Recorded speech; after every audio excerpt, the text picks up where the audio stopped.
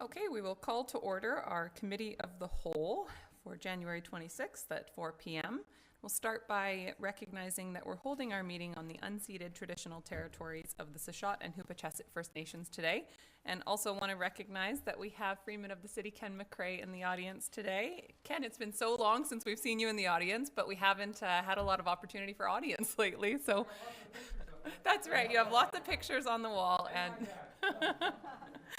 and happy to have you here, Ken, and also want to recognize that Ken is the outgoing chair of the Advisory Planning Commission, and although you're still on the committee, I believe, for another year, right, at least. I want to thank you for your service, Ken, and appreciate you coming today. And we do have an agenda in front of us. Are there any late items that councillors would like to add?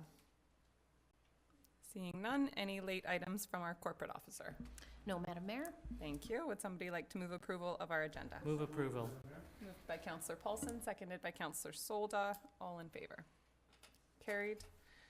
We have no minutes, no correspondence, and one item of business. So we will welcome our consultants today, and I will turn it over to Scott maybe for a high-level overview of what we're going to be looking at today. Certainly, Madam Mayor and Council. So really pleased, that we've been have started some preliminary work on our new official community plan with our consulting team from McElhaney. Really pleased for them to be here today. And so we've been doing some background work as we go. This is kind of the beginning of, more of our public engagement process, and reaching out to yourselves, the APC members, and then an introduction to things. So our consulting team will have a few different, each member will kind of be part of the presentation, take you through what the process is, a little bit what we've done thus far, what the engagement work will be, and I guess I just want to say I'm super pleased that we're undertaking this work. This community is experiencing a lot of active development and change, and this is an ideal time for us to create a really strong, efficient community plan to help guide us going forward over the next several years. And I guess with that, I will turn it over to McElhaney to begin this. Councillor Paulson. Just a quick question. When was the last OCP done? About 14 years ago, in 2007. So it is also long overdue. And new to all of us. Yes. The process. And 3 of us here were involved in it. Yeah. Well, thank you, Mayor and Council. It's a privilege to be here today. We've been really looking forward to having an opportunity to speak to all of you. My name is Kevin Brooks. I'm the senior planner with McElhaney Consulting and the project manager on this project. The presentation we have for you today really is just an overview of what we've done so far, give you an idea of what we found and some of the trends that we found to date, a bit of an introduction to the project, and then give you an idea of what we're looking at for consultation for the next stages of it, with the hope that we can have a little bit of discussion and dialogue at the end of the presentation if you have questions of us, some direction that you would like to see as we move through the project going forward. So today's agenda, some introductions for the team, again that overview, talk about some of those key issues and some of the information we found in the baseline review that we've done, talk about what that consultation is going to look like, and what those engagement opportunities are going to look like through it, and then what the schedule and next steps are as we move forward through this process. So the project team itself, first I'd like to introduce Kelty Chamberlain, who is a planner on this project. She's also our lead consultation expert. Kelty will be up to actually speak to that engagement process. And Andy Gaylor, who is with us today also, who is one of our lead policy writers, a senior planner with McElhaney, and will speak to the sort of the baseline, the statistics that we found, and some of those key trends that we've found so far with what's going on in Port Alberni. What you can see from this here, we also have a lot of technical advisors that we have as part of our team that will be able to pull in as necessary through the process when we find some key challenges that we'll be looking at and some of the key issues such as infrastructure, asset management, some of the environmental issues associated with anything that you need in an OCP. Of course, infrastructure and where that infrastructure is, where those key growth options might be and things of that nature, which both Kelty and Andy will speak to. So when we look at the process itself, we proposed of a 6-phase process. As Scott had alluded to, that we're at the beginning of that process. Done a little bit of that baseline work, that background information, and now we're starting to create that, utilize that information to create what that consultation looks like. Going out to the community, where do we need to go with this? What should we be looking at? And what those key trends that the community sees, that key needs and wants for the community as part of this process to help inform how are we going to move forward, where should growth occur, some of those key topics that Mr. Gaylor will speak to. So what do we know right now? What we know right now is that Port Alberni is transitioning, like many communities. We see communities transitioning, and we see through not only with the pandemic, but a lot of the different things that we're dealing with on both Vancouver Island and a broader scale, that there's more and more pressures on communities to keep up with things such as housing, climate change, and some of these challenges that are happening to our communities. So we see that transition, we see it through the statistics, but we also see it through conversations with the staff on the pressures that are coming to this community through development applications and things of that nature. So with that transition comes a lot of opportunities for the community, and those opportunities are part of that dialogue throughout this process.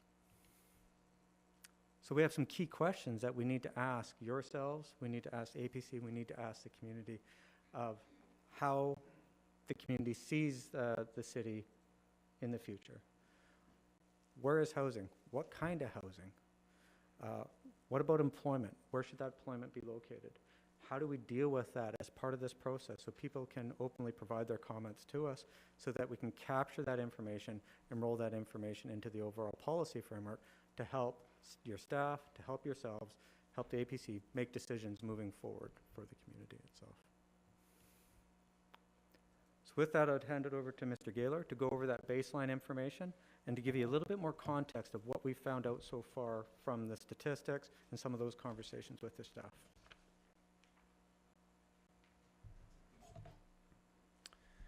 Thanks, Mr. Brooks. Good afternoon, Madam Mayor and members of council. It's a pleasure to be here.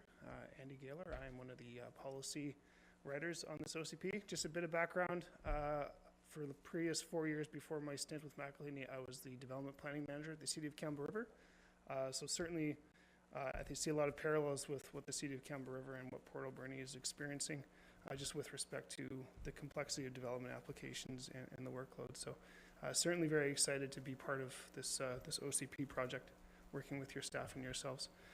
So I put together a draft baseline report that we're in the short strokes of finalizing.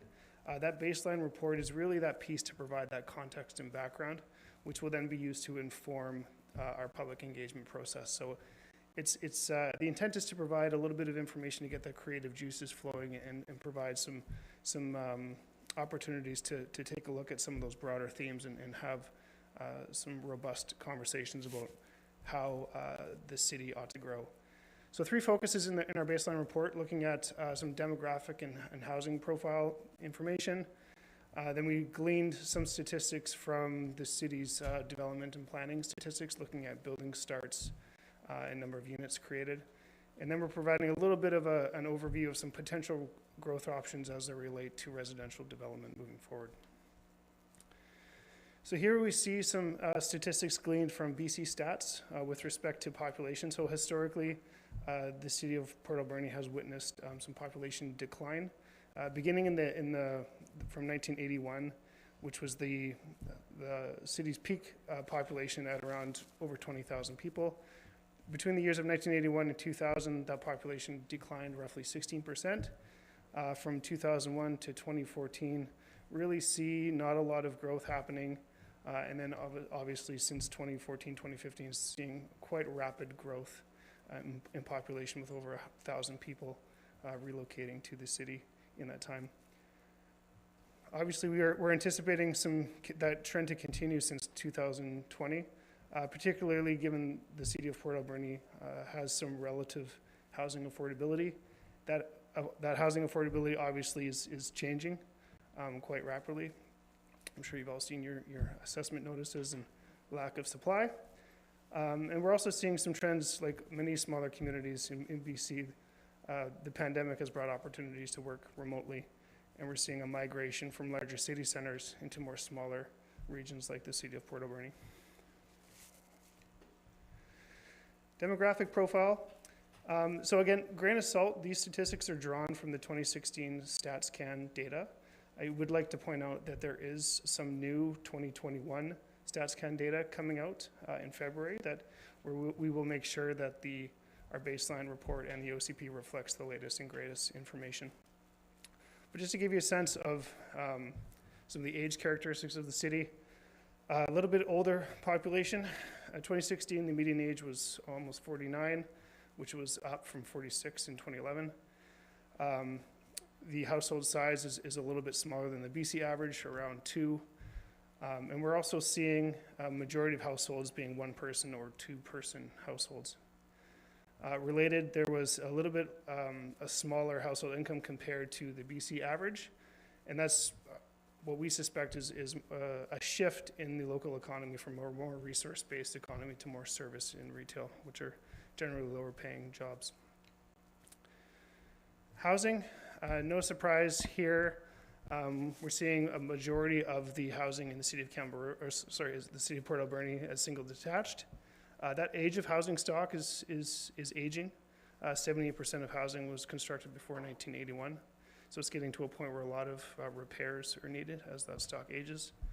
I mentioned the city is experiencing quite rapid escalation in housing prices, and that's across the board, from single-family homes to apartments to townhomes.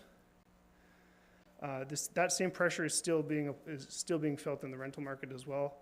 The graph on the bottom is showing the vacancy rates, and that's drawn from the CMHC data. Vacancy rates, anything below 3 is an indication that there's more demand than supply of rental housing. So again, below 3 has been the case for 4 or 5 years. At the same time, the housing crunch is also impacting the city's most vulnerable. I know there has been an increase in homelessness in the city, which is the case for a lot of communities, obviously. And the fact that there are many individuals in core housing needs, which are those that are spending 30% of their income or more on housing, which I believe is around 16%, and those spending 50% of their income on housing, which is an extreme issue. So just looking at some of the development trends, no surprise, the last 5 years, your planning department has been quite busy. There's been around 700 units of housing created in the last 5 years, and that's including multifamily and single family. There are around 400 additional units in the queue. That's not including the Sand Group proposal, which is, I understand, still being refined. One trend that came up in our discussions with staff and our review statistics is the fact that there's a lot of single family homes being created. There's a lot of apartments like Seymour Pacific's project on Bird. But there's really not that missing middle housing piece. So that's the type of housing like duplexes, townhomes, carriage homes. So really there's a real opportunity to encourage that type of housing to provide more diverse choices for residents. At the same time, there's also pressures to expand, and this is something that I heard quite often in the city of Campbell River, whereby there's just simply not a lot of ready-to-build single-family lots anywhere in the city. And obviously the construction sector is really a cornerstone of some local economies. So again, there's a lot of pressure to look at expanding development into greenfield areas to provide some of that single-family housing opportunities. So this is just, again, a graph that shows 2011 to 2016, not a lot of development happening, and obviously really picking up in 2017 and peaking around 2019. It's still an upward trajectory with respect to total units created even into today. Another few good graphics to demonstrate how busy the city is, looking at building permit values. So that's that black line on the building permit value graph on the left, seeing almost a 250% increase in residential building values since 2017, which is quite a jump. At the same time, seeing a 78% increase in the issuance of residential building permits in 2021 over 2020. So again, very, very busy place to be doing business. So the last piece of our review is looking at some general growth management options for the city and the community to consider. Our first being the idea of promoting more infill housing. So that's looking at densifying existing single-family areas in the city. Infill, the idea is a method to concentrate growth and making more efficient use of services, i.e. the pipes are already in the ground. So again, more cost-effective when compared to sprawling outwards. There's opportunities to consider more gentler forms of infill, such as establishing secondary suites and carriage homes on existing single-family properties. Not only that provides more affordable forms of housing and could add units to the rental pool, but also provides things like mortgage helpers for folks like myself who have mortgages that they struggle to afford. Infill can happen citywide. Also opportunities to densify around key corridors and or proximity to existing commercial centers.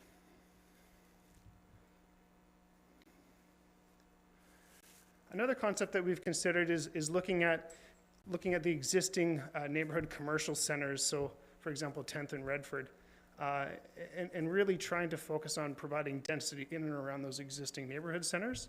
The idea is adding density in close proximity to these commercial centers, create more complete and resilient communities, more walkable, pedestrian-oriented communities, more self-sustaining.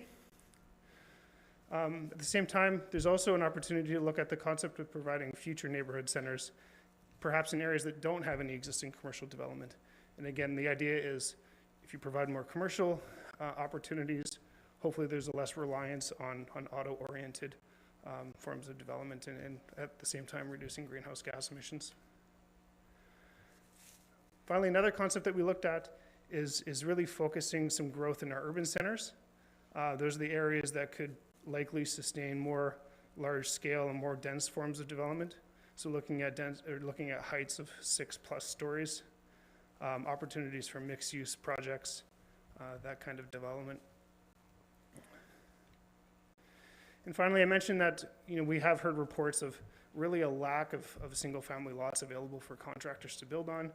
There could be some opportunity to look at some of the existing greenfield areas and determine that there could be some opportunities for some single family development if that development leads to some community benefit. So with that, I'll turn it over to my colleague Kelty.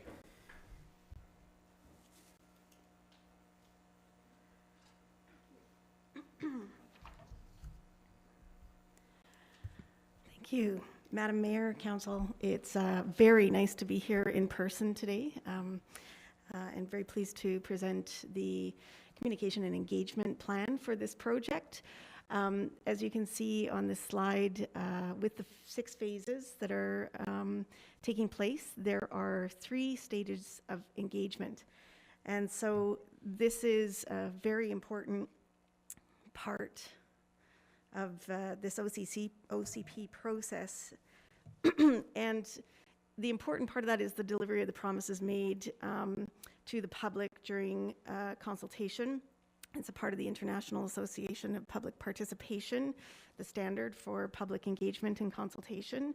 And the levels of consultation have been determined based on the stakeholders, the community groups, and the individuals that will be involved in reaching out through a lens of equity, diversity, and inclusion to find the harder to reach people to engage with. A communications and engagement plan has been implemented to guide this and to support the development of the OCP with that robust engagement. And the communication protocols, tools of engagement, and such as the stakeholder list provided by staff and the city's really great Let's Connect page were set up to help make the engagement process efficient. And while the engagement is planned with that lens of EDI or equity, diversity, and inclusion, it's also about sustainability or community well-being, and it's an essential theme for the communication that's taking place. The goals are to build and maintain awareness of the project and to have that meaningful engagement activities with input from that diverse range of community members and stakeholders, and consistently summarizing to the community what we've heard. The IAP2 spectrum in this process will be clear, and those promises made very clear at each stage. The level of engagement ranges from inform through promotion of the project to consult, involve, and collaborate through each of the stages and activities that are being utilized in this process. And so the 4 stages of engagement, I think I said 3 before. The 4th really is that follow up with staff and the Advisory Planning Commission.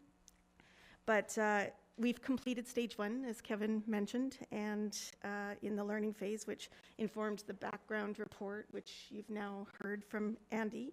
And stage 2 engagement is underway to create a vision statement and identify the guiding principles and goals of the community. And this will also be an opportunity to explore the issues and opportunities in the city. Stage 3 engagement will take place after the draft OCP is prepared, being informed through that first engagement, and the public can review the themes and tell us if we heard them correctly. The activities include a range of engagement opportunities. And in stage 1, we had Advisory Planning Commission meeting and staff meeting with staff to identify some of the key themes. And awareness has been created through the city's webpage, through newsletter, flyers, posters, and social media. And that will be an ongoing approach. Stage 2 is the visioning process. So this is where we are now, and the first stage of survey, community survey number 1, is online on the Let's Connect page. There's an interactive mapping opportunity where community members can reach out through that interactive web map and make comments on key issues and themes that they see and locate them geographically. And focus groups with community stakeholders and community groups have been arranged through that stakeholder list from the city, and then through additional contacts that really make sense to have involved in the different groups. So if it's a government agency or community groups or service groups, we reach out to them on different levels, making a focus group scheduled in for them to have input into the visioning, guiding principles, and the policy direction. Stage 3 is that really important, what we heard from the public, from staff, from APC, and that will include a community survey number 2, where we can check in and close that loop. The interactive map will be again implemented so that the community can comment on what they see and from what we heard being mapped. And a community open house, webinar, or outdoor gathering. We're hoping for in person and really hoping for that. And then, of course, checking in with the APC on that level as well. And then, like I said, stage 4 is that final stage with staff, making sure that all of those pieces work together, and with APC, and of course with approval. And so we have next steps here, and I think, Kevin, were you going to step back into that? So I'll be available for questions about that as well, of course. Thank you, Kelty. Thank Andy and Kelty for that information. So as you can see, for our next steps, we're delving into that consultation stage where we're reaching out to the community and reaching out to key stakeholders throughout the community to start providing us information for direction moving forward. Our goal is to have the engagement summary from these conversations back to the city, to APC and council for the end of March. To bring that back, give you an idea of what we heard, check in. Does this seem right? Does this really hit you correctly with what you know of your community? From there, we draft that draft vision, guiding principles, some framework for the official community plan, which we work with staff and the APC on. And then with our next meeting update to council coming at the end of March to have some more conversations to make sure that we're moving in the right direction with this process. And then launching that consultation stage 2 would be the end of April, where we get into that next steps going, this is where we think we're going. Are we moving in the right direction, going back out to the community to ask them to provide some additional input to us and to work with us through this process?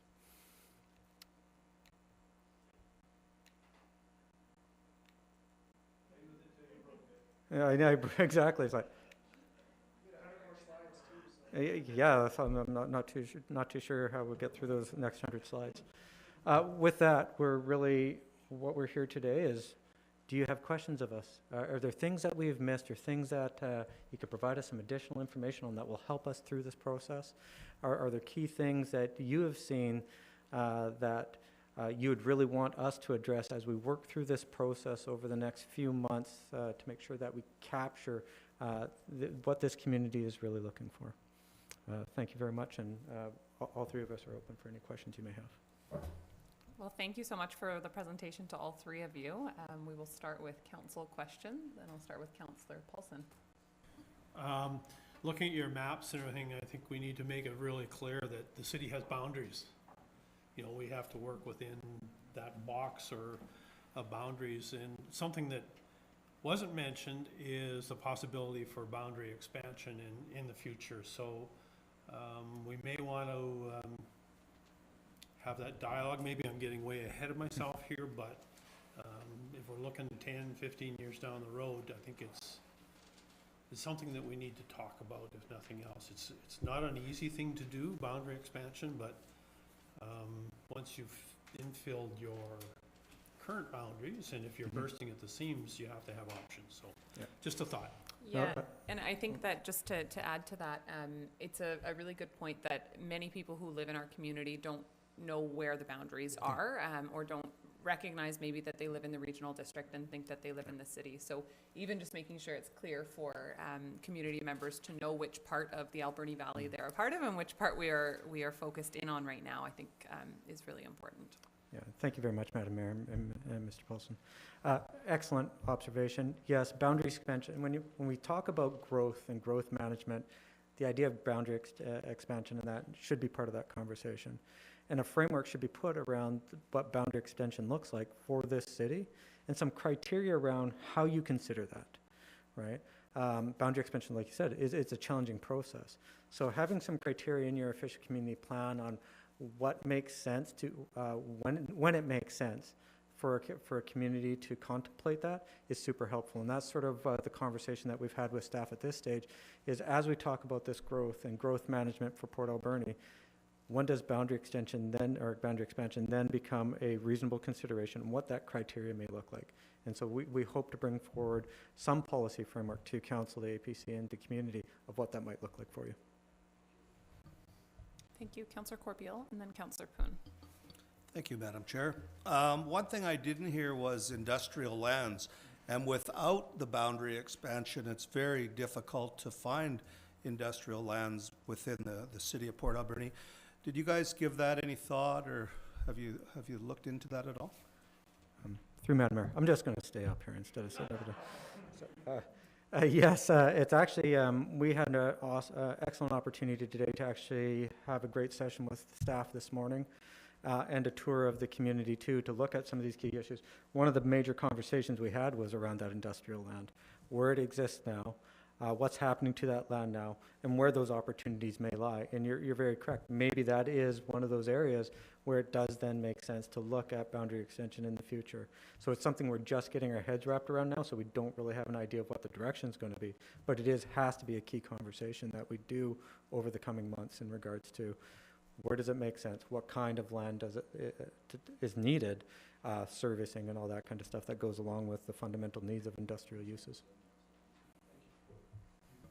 Thank you, Councillor Poon, and then Councillor Solda. Thank you. Not more of a comment than anything, but very excited to see this process underway, and looking forward to seeing more housing options, especially for people of different incomes, and also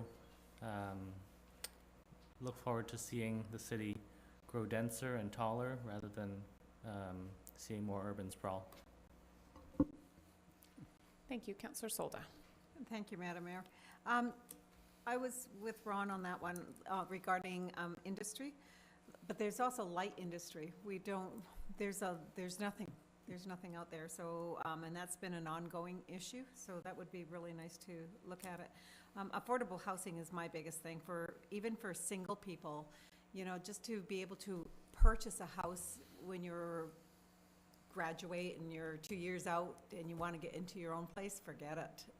Who can afford it, right? Especially now. And I'm really, and that's including my son, you know, I would love him to find wings and move, but he can't afford it either, right? So that's what I would like to see, is more for the young people, that, or even middle age. I mean, there's so many people out there that are single and cannot afford to have a place.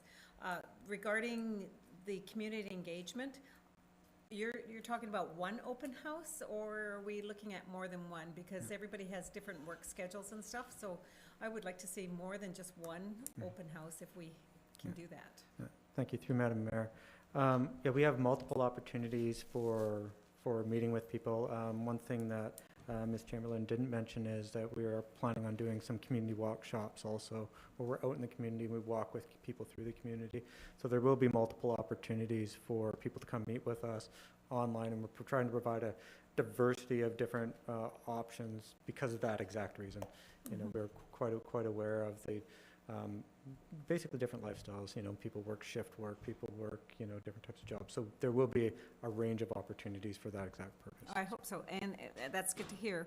And also, there's a lot of seniors who are not on computer, and there's a lot that are. Also, I'd love to see that the young people, like college, universities, or college here, to be contacted and be involved in it too, because they're the up and coming and they're our future. I know it might be stretching it for grade 12 students, but it would be great to get them involved because they are the future too, and see what they have. I mean, if they don't pay taxes and stuff like that, they might not realize there's more to the whole thing, but it's great to get some information from them. And also, when we were talking about boundaries, growing up, I never knew. I thought City of Port Alberni was everything that you saw. I thought that's what it was. I didn't realize there was a regional district and stuff like that. So there's a lot of people who do not understand that. I do now know, but I should know. I sure hope so, but I'm just saying, there's people who do not know about our boundaries and how it works, because we think all of us as one, not, oh, you're Beaver Creek, you're, you know, and so anyways, those are my comments. Thank you, Madam Mayor. Yeah, thank you. Kelty, would you like to comment on reaching out to those key stakeholder groups? Yeah, and I was going to ask as a follow-up to that, who are the key stakeholder groups that you've identified? So I know Councillor Solda made a great point around the high school. I spoke at a leadership class at the high school about a month ago, and we specifically talked about the OCP, and they asked how they could be involved. And I think there's a few really engaged classes and teachers at the high school who would love an opportunity to have input. Madam Mayor, that's a great comment around actually engaging with them, and thank you, Councillor Solda, yes, for bringing that up. It is something that should be done, and actually engaging directly through community leaders would be a great way for that to be accomplished. The educational content, things like that, can be offered by our team. As far as the focus groups, there's a long list of stakeholders, so we do have that list available if we'll be able to provide it to you. But like I said, there's 10 different categories of stakeholders that are being invited to the focus groups together. Depending on the number of responses we have and the numbers that we have involved, it's sometimes better to make them a little bit more intimate, to have richer dialogue around the issues and opportunities that are available. So the number of exact meetings, we don't know yet, but we will soon. And right now it's probably, well, until I know and have them booked in, I won't know, but it's about 10 groups but a longer list. Yeah. Great. Yeah, I think, you know, it was mentioned earlier, what are the trends that we might be missing in one of the questions to council, and not that I think it's a trend you're missing, but I think a really important trend to note is that so many new people are moving to our community, and so the demographics of the community are changing, and the expectations that the community has on local government, and the expectations of, you know, that they have on how we will treat the environment changed drastically over the last few years. along with a number of other things. And I think that I would love to see the stakeholder groups personally, the lists, because I think that some of those newer residents are difficult to find because they're not engaged in our standard groups that we're all very accustomed to, that are very much, that tend to be filled with people who have lived in this community for a long, long time and are really engaged and active in volunteering. So I would love to make sure that we're not missing the newer people to our community, because I think that's a really important voice to be hearing. Councillor Washington. Thank you, Madam Chair. I don't want to three-peat the industrial lands and light industrial, but it is a hot topic in Port Alberni. Just in their statistics, I'm pleased to see that we've peaked the 19,000 people. That was a question somebody asked me today about the population in Port Alberni, and I said we may have to wait for a census, but that's good information there.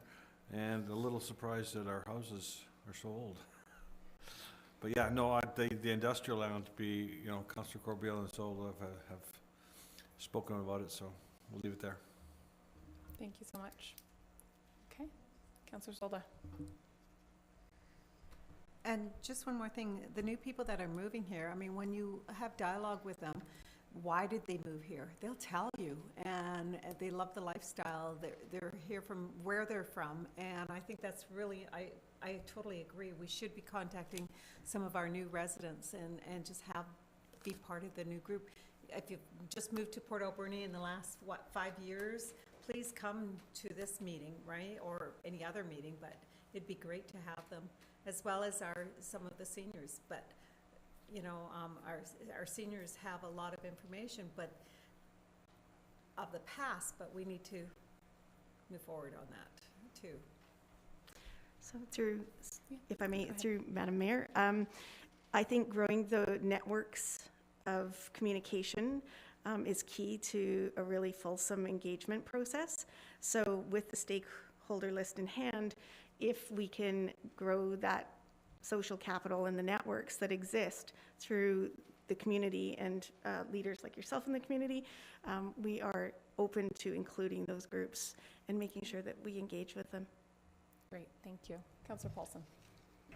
I'm sure this is part of your stakeholder group, but we have talked about how diverse the community is and its background, and in particular, our First Nations population within our city boundaries.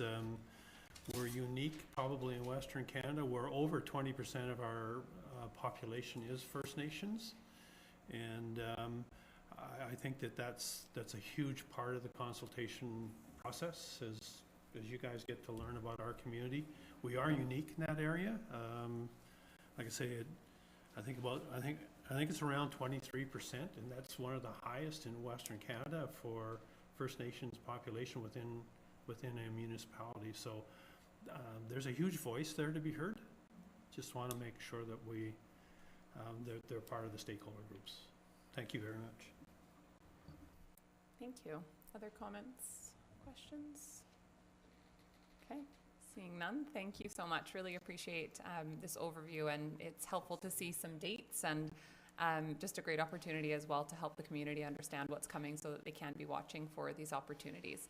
And just one final question, actually. I think you noted that the first survey is live on Let's Connect, but I don't see it. I checked, so not live yet, I'm seeing. Yeah. Okay, wonderful. I just wanted to make sure I wasn't missing it somewhere.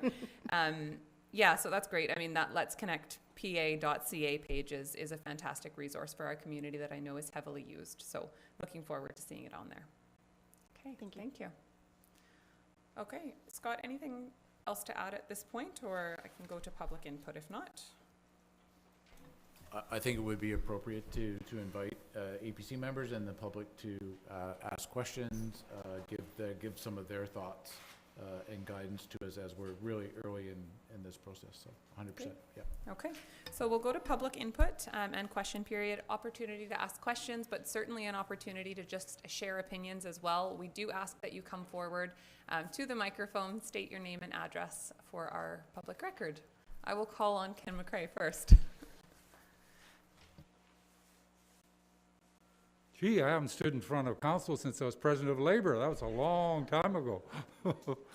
Just a few comments. So when I was mayor, we bought it up in 2007, 2008 at the regional district about extending the boundaries.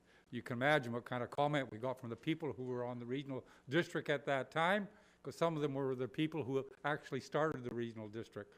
And but you know, it's changed now, and the personnel have changed. So I think it's probably a perfect time to bring that up at the regional district. There's no doubt about it. Just some other things too. If you look at what they're doing and what the government's doing, they're starting to change a lot of their business in Victoria and go into the bedroom communities of Victoria. What's wrong with the bedroom community of Port Alberni? You know, especially with the big development we're going to have on the waterfront. That would be perfect for fisheries and forestry and all that type of thing. I think we should really encourage that and get them people to come to our community. They'd love to come here. And so that's just a couple of things. I was really surprised when I was mayor how many people thought I was their mayor who lived in the regional district. It really blows your mind, you know. I was brought up in Alberni. We knew who was in Port Alberni, that's for sure. There's no doubt about that. But well, I was really quite surprised. The majority of the people thought I was their mayor. So yeah, I think we should move in that direction. There's no doubt about it. Thank you so much, Ken. Who else would like to speak? Come on forward. Robert Gunn, 5115 Gordon Avenue. Obviously, Kevin, you've accepted a very large task, it seems to me, to manage this public engagement as short a period as you have. I look at neighbouring communities who've recently gone through OCPs, and they've taken a lot longer. Qualicum, for example, Tofino, who did it in-house, in fact. You also made no mention to, so I should also wear my other hat today, Alberni Climate Action. As you're no doubt aware, the province now requires that an OCP have a plan, policies and actions to reduce greenhouse gases and provide targets, policies and actions to meet those targets. So I think my question is, do you have requirements from staff to get some of that baseline data? I mean, there was one slide that you did mention a staff member that was doing greenhouse gases, but there was no other mention of it. And I just wondered what your plan is to achieve that requirement that the province has defined. Thank you, Robert. Through Madam Mayor, thank you very much, Mr. Gunn. So yes, we do know that setting greenhouse gas emissions targets is essential as part of the OCP. It's a legislative requirement, as you had mentioned. We have begun working with staff to determine what that baseline is going to be for the community, where that baseline data is going to come from, and we'll be working with the community to try to identify baseline and what that reduction below baseline needs to be to start moving the community towards some climate action that's going to actually work for the community. So it is something that's definitely on our radar, and we'll be working through that over the next few months. I look forward to meeting with you over the next few months to have some of those discussions. Thank you so much for that. Who else would like to share comments? Come on forward. My name is Joseph Laskosik, 4381 Princess. Just a couple comments, not questions, but comments. I've been only involved in an OCP plan once before. It was a community a little bit smaller than this, and very unique.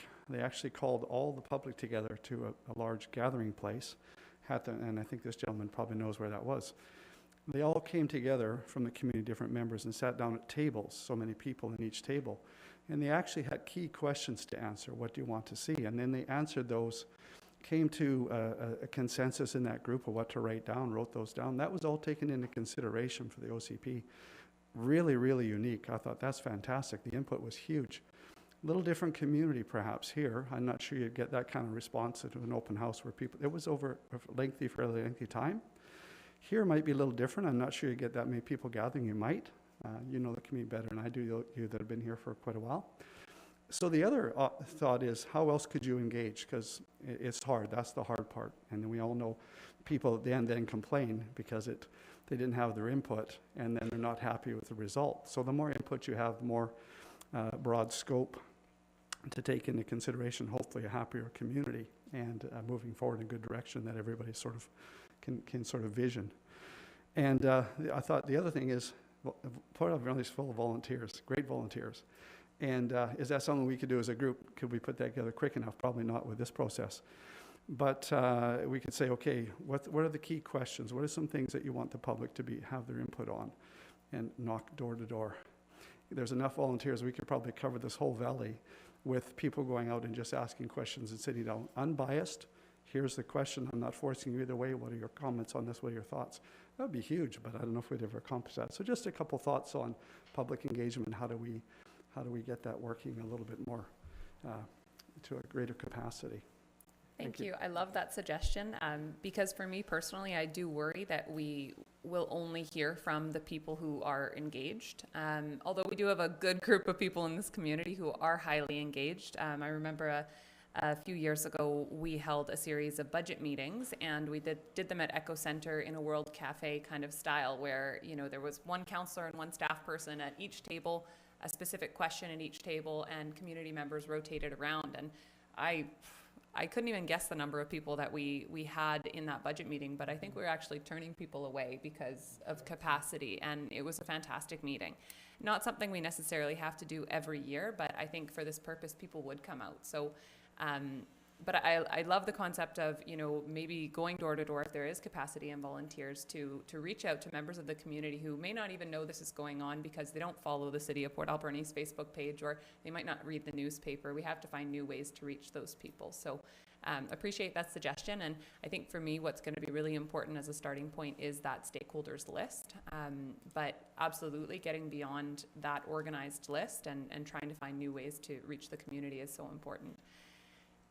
Before I go to other members of the public, I did have one more question, specifically around engagement with Sashot and Hoopachesset. I know that we had laid out, when we put the RFP out, a more intentional process around engaging with both Sashot and Hoopachesset because the community is on their unceded territories. And so wondering if we've determined what that's going to look like yet. Obviously, there are other nations in the community and many members of our community, as Councillor Paulson stated, who might be urban Indigenous people, but for specifically around Sashot and Hoopachesset, just wondering what our plans are at this point. So thank you, Madam Mayor. And, you know, as noted, we have a significant Indigenous population within our community and other First Nations, but we are looking to do a more nation-to-nation work with the Sashot and the Hoopachesset First Nation. So we've begun some of those discussions. We haven't quite worked out for them because we're trying to engage with them and asking them what is our best way to work with you. So that hasn't been set, but we are working with them in not, you know, not that they can't engage in this other process, but we want to be thoughtful and engage with them on a more nation-to-nation basis in this process as well. So that's an additional layer of engagement that we're doing on top of this otherwise general engagement, and we continue to work with them to see what that will be. Great, thank you. Other questions from members of the public?